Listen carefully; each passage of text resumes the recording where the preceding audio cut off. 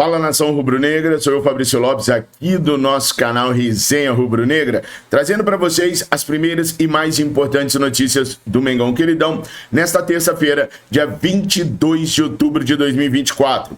Flamengo tem um desafio pela frente agora, no dia 26, contra a equipe do Juventude. Depois, no dia 30, o Flamengo enfrenta o Internacional de Porto Alegre. Já o Atlético Mineiro tem jogos decisivos da Libertadores da América antes de enfrentar o Flamengo no dia 3 pela Copa do Brasil. Hoje, o Atlético Mineiro joga contra o River Plate na Arena MRV. Mas no dia 29, o Atlético Mineiro vai à Argentina para enfrentar a equipe do River Plate no jogo de volta, que pode levar a equipe mineira à decisão da Copa Libertadores da América. O presidente do Atlético Mineiro já começou com algumas indagações e ilações a respeito da final da Copa do Brasil, sugerindo tecnologia à CBF e vetando 3 árbitros de apitarem a final. O Mengão Queridão tem hoje um dia decisivo para resolver problemas com o Nicolás de la Cruz. Temos também informações sobre mais desfalques que o Flamengo terá para essa final de Copa do Brasil. Ou seja, tem muita coisa para a gente conversar nesse vídeo, nação. Tem muita notícia para a gente trazer para vocês nesse vídeo. Por isso, fiquem até o final do vídeo. Não se esqueçam de curtir, compartilhar, comentar, trazer aquele seu amigo rubro-negro, aquela sua amiga rubro-negra, para se inscrever aqui no nosso canal. E é claro, clica aí para ser membro VVP. Por apenas R$ 1,99 você se torna membro VVP, ajuda o nosso canal a permanecer aqui no YouTube e ainda participa de sorteios de mantos sagrados oficiais, sorteios de mantos sagrados retrôs, brindes, sorteios de mantos autografados, prêmios diversos. Então bora lá! Clica aí no link que está na descrição do vídeo, no comentário fixado, ou simplesmente aperte no botão Seja Membro e torne-se um membro VVP por apenas R$ 1,99. Não vai pesar no seu orçamento e você vai ajudar os nossos canais a permanecerem vivos, falando a verdade. Doa quem doer, mesmo que doa em nós mesmos. Simbora para as notícias?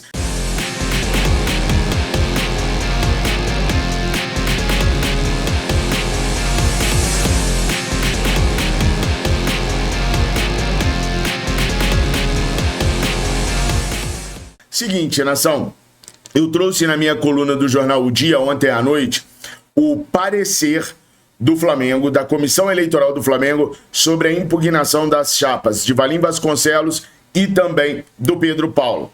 Essa desconfiança já existia nos bastidores e eu tive acesso com exclusividade aos documentos, ao documento, né, que é o parecer, explicando os motivos do Valim, por exemplo, não conseguir o registro da sua chapa. Ele fez a inscrição, mas não conseguiu o registro. Inclusive, no documento tem dizendo até que o Valim tentou descredibilizar via imprensa a Comissão Eleitoral do Flamengo. Enfim, deem uma conferida na minha matéria no jornal O Dia. Essa matéria saiu ontem à noitinha, dá para vocês verem e lerem ela agora, porque tem vários. Mas, gente, eu coloquei tudo, tá? Vocês sabem que comigo não tem churumela.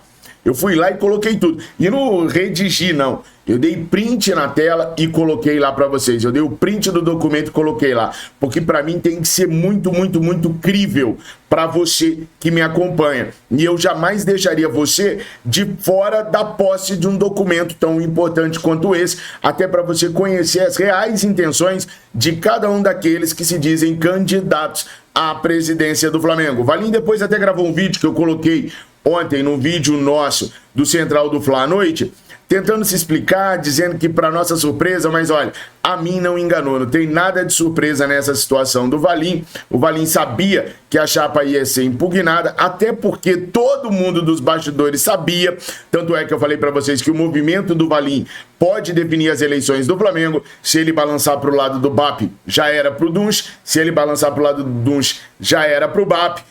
Se ele for para o lado do Rodrigo Gomes de Matos, que eu tenho minhas dúvidas se faria isso, pode dar um boom na eleição, mas todo mundo sabia que essa impugnação estaria para acontecer. A mesma coisa no caso do Pedro Paulo, que eu também já vinha adiantando para vocês, por conta de situações de associação do próprio ex-deputado com o Flamengo. Mas enfim, se quiser tirar sua dúvida, Tem lá, gente, tudo tintim por tintim. No caso do Valinho, uma das coisas que mais me assustaram foi o seguinte: no parecer consta lá que a comissão eleitoral ficou estarrecida quando recebeu respostas formais de alguns sócios afirmando categoricamente que não assinaram as autorizações, declarações apresentadas pela chapa do Valim.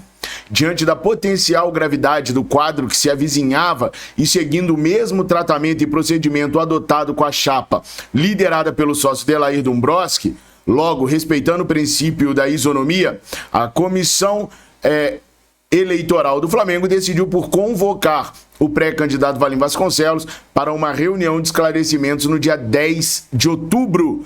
Reunião essa que não deu em nada porque ele acabou sendo impugnado. Mas olha o absurdo que teve assinaturas sem autorização dos associados por parte do Valim.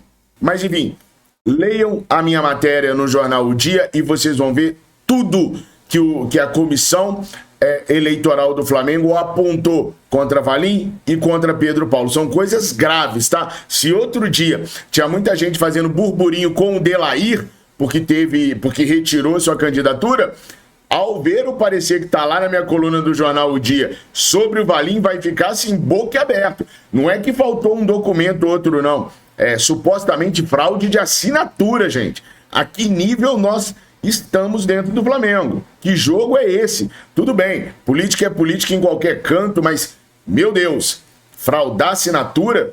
Aí é brabo, hein? Aí é brabo. Bom, dá uma conferida na matéria que os prints estão lá com exclusividade.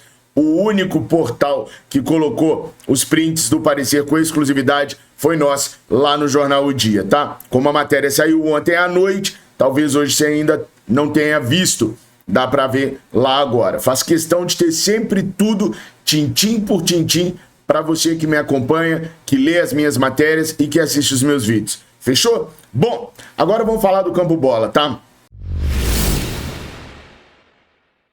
Bruno Henrique fez um novo corte na cabeça, um penteado novo na cabeça do Mateuzinho e acabou sendo expulso. Como está no próprio jornal O Dia, o Bruno Henrique se arrependeu do lance, obviamente, não fez por querer e pediu desculpas ao Mateuzinho. Mas desculpas não ganha jogo. Desculpas também levam um cartão vermelho. E ele levou. Por isso, vocês já sabem que ele está fora do primeiro jogo do Flamengo na Copa do Brasil.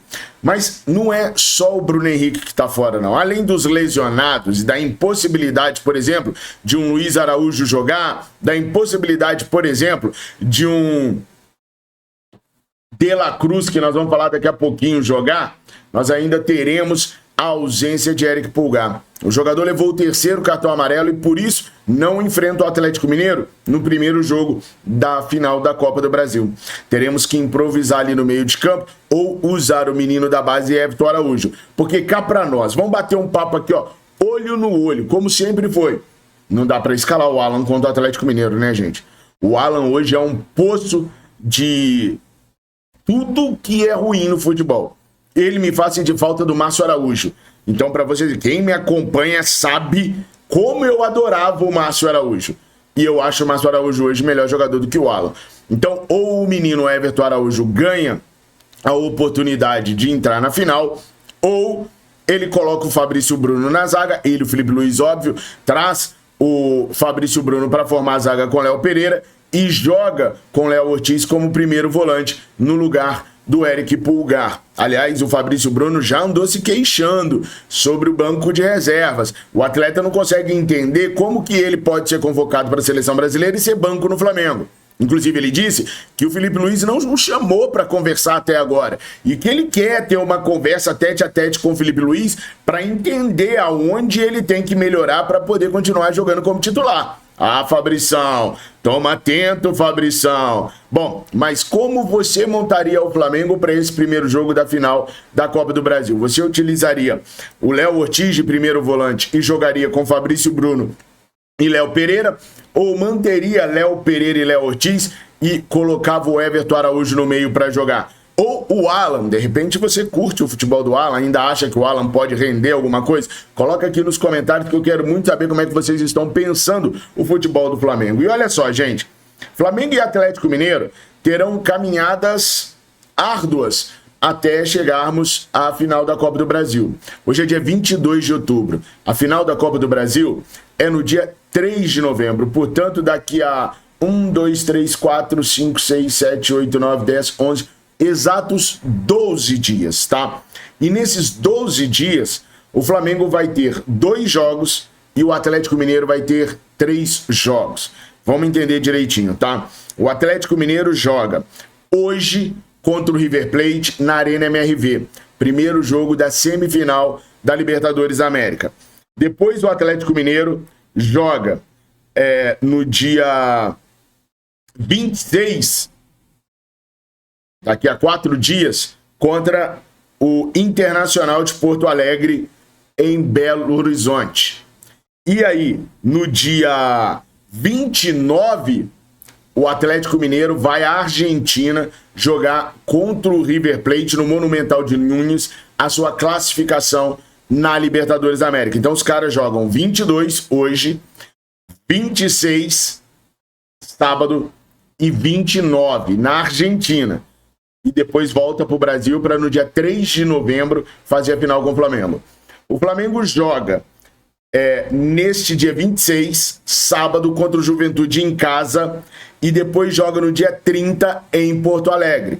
Ou seja, tanto o Flamengo quanto o Atlético Mineiro viajam para jogar dias antes da final. Só que o Atlético vai até a Argentina no dia 29 e o Flamengo vai até Porto Alegre no dia 30. E aí tem uma diferença monumental entre o jogo do Atlético e o jogo do Flamengo contra o Inter. O Flamengo já não tem mais grandes expectativas no Campeonato Brasileiro, está priorizando a Copa do Brasil. Então, para esse jogo, no dia 30, em Porto Alegre, o Felipe Luiz pode levar uma equipe mista, deixar os principais jogadores no Rio de Janeiro treinando para no dia 3 a gente enfrentar o Atlético com uma equipe teoricamente mais descansada. O Atlético Mineiro não, o Atlético Mineiro tem que ir à Argentina com força máxima, a menos que sofra aqui em Belo Horizonte hoje um 4-5-0 do River Plate. Se não, se sair de Belo Horizonte hoje com chances de se classificar à final da Libertadores, vai com força máxima no dia 29, que vai desgastar muito um elenco que não é jovem. A gente tem o Hulk com 38 anos, a gente tem aquele atacante chileno também para cima dos 30 anos de idade. Então é um elenco mais envelhecido que o Flamengo. Nem vou falar da zaga, os caras têm zagueiros muito mais velhos do que nós. Então é mais prejudicial para o Atlético Mineiro essa saída para a Argentina do que o Flamengo. O Flamengo pode dosar quem quer levar lá para Porto Alegre. Inclusive o Felipe Luiz deve dar mais oportunidades ao Michael, que sequer entrou no jogo contra o Corinthians. O Felipe entende que o Michael pode ser a válvula de escape para esse jogo que a gente não vai ter o Bruno Henrique. Por isso, o atleta deve ser mais utilizado ali pelo lado esquerdo do ataque rubro-negro e pode pintar também uma alteração com relação ao Gabigol. Apesar do Felipe ainda nutrir expectativas com relação ao camisa número 99, essa inatividade e essa falta de gols, de participação em gols, porque eu já vi muito centroavante que não fazia gols, mas tinha muita participação em gols. Quer um exemplo? Aqui no Flamengo mesmo tivemos o Paulo Guerreiro. Paulo Guerreiro tinha mais participação em gols do que gols. Muitas vezes tinha mais assistência do que gols. Ele mesmo falava que preferia dar o gol a um companheiro do que fazer o gol. Eu nunca entendi essa lógica num centroavante. Mas pelo menos ele participava de gols, tanto no Flamengo contra o Corinthians e nas equipes que ele participou. Já o Gabriel não. O Gabriel, há 5 jogos, ele não participa de gols. Há 14 jogos ele não marca. Então tá na hora da gente começar a questionar a titularidade do Gabriel. Pô, Fabrício, mas nós vamos questionar isso faltando 10 jogos para terminar a temporada? Sim. Pô, Fabrício, tem alguém melhor no banco de reservas? Tem, desde que você mude um pouquinho o seu estilo de jogo. Ao invés de jogar com o centroavante enfiado, você joga com o falso 9, com o centroavante que flutua. E aí você pode usar o Lohan, você pode usar o Arrascaeta, você pode usar o próprio Bruno Henrique. Enfim, tem as soluções para que se utilize um falso 9 no Flamengo, não necessariamente o cara fica preso dentro da área. Eu vi no nosso grupo de membros outro dia, alguém falando o seguinte, pô, deveria usar... Eu gosto do Bruno Henrique no Flamengo, porque o Bruno Henrique tem boa impulsão e pode fazer gols de cabeça. Vocês se lembram quando foi o último gol de cabeça do Bruno Henrique pelo Flamengo? Eu não me lembro não, tem tempo. Sabe por quê? Porque o Bruno não entra na área. Ele tem boa impulsão? Tem. Ele poderia ser o centroavante do Flamengo? Poderia, mas não é. Ele é o ponta esquerda do Flamengo. Ele faz os cruzamentos. Então não adianta nada ele ter impulsão, não adianta nada ele ter um porte físico legal. Se ele não joga dentro da área do Flamengo, dentro da área do adversário, ele não é o nosso centroavante e, portanto, ele não disputa posição com o Gabriel e com o Carlinhos. Ele disputa posição com o Michael e com o Luiz Araújo. Aliás, o Luiz Araújo ainda sem previsão de retorno. A perspectiva melhor do Luiz Araújo é para que ele retorne nas 2 últimas rodadas do Campeonato Brasileiro. Até outro dia o cara ainda estava de muleta. Então esse negócio de Luiz Araújo voltando, neca de futibiriba, tá? Inclusive, ainda falando sobre essa final contra o Atlético Mineiro, o presidente do Atlético Mineiro enviou um ofício para a CBF vetando 3 árbitros. Wilton Pereira Sampaio, o irmão dele, Sávio Pereira, e o Anderson Daronco. E a CBF acatou, tá? A CBF acatou. E me impressiona a força que o Atlético tem nos bastidores e nós não temos. Me impressiona demais. O Atlético conseguiu vetar esses 3 árbitros e aí eu acho que os caras estão 100% certos. Se tem histórico que atrapalha o Atlético, tem que vetar mesmo. Errado é o Flamengo que não veta nem suco capo nas refeições da CBF, não consegue nem mudar o sabor do que suco que é servido no jantar quando vai lá na reunião da CBF. Então errado tá o Flamengo. O errado do Atlético Mineiro é ficar se referindo a 1980, a ficar se referindo na decisão de 81. Isso daí é uma bobagem danada. A história já provou que o Flamengo não teve nada com aquilo. Se houve erro de arbitragem, o que o Flamengo tem a ver com isso? Né? O Flamengo não comprou árbitro, o Flamengo não teve nada, envolvimento nenhum. O árbitro que eles tanto reclamam é torcedor do Fluminense. Então a gente não tem absolutamente... Se houve erro de arbitragem, não é culpa nossa. Ele também cita 2022 numa bola que não teria entrado o segundo gol do Flamengo e o Flamengo teria se classificado. Ou seja, já coloca uma pressão em cima da arbitragem e da CBF para esse jogo da final. Enquanto isso, no Flamengo, nós escutamos... Isso, absolutamente nada. Flamengo quietinho, sem estardalhaço, sem vir na imprensa se defender, apenas curtindo. Curte tanto que a CBF até alterou o horário do jogo do Flamengo e Juventude. Primeiramente marcado para as 19 horas, agora a partida acontecerá no sábado, dia 26, mas às 16h30, na hora que o sol tá morninho, naquele momento que o sol não tá atacado das ideias, sabe? Vai jogar com a temperatura amena ali às 16h30, de mais ou menos uns 40 graus, aquele jogo fresquinho, que o jogador não se desgasta, não cansa, sabe? Pois é, a CBF mudou de 19 para 16h30 justamente para ajudar o Flamengo, né? O motivo? A grade da Rede Globo de televisão. Um ajuste na grade ali, tá? Bom, e o Nicolás de la Cruz? Tá todo mundo querendo saber. O Nicolás de la Cruz, o que aconteceu com ele? Finalmente eu consegui informação.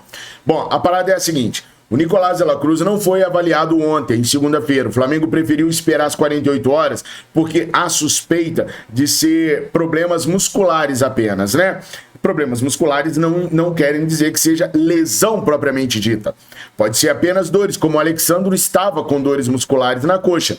Ele desembarcou ontem no Rio de Janeiro mancando demais, mas o Flamengo preferiu aguardar as 48 horas para só então fazer os exames no Nico. Então hoje, terça-feira, é que serão realizados os exames do Nicolás de la Cruz e aí a gente vai saber se ele realmente tem lesão ou não tem lesão. Já tá subindo aqui, né?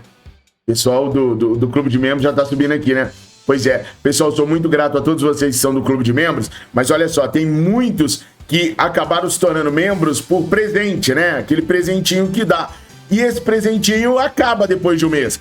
Então, nós tivemos uma queda de 20 membros no nosso clube VVP.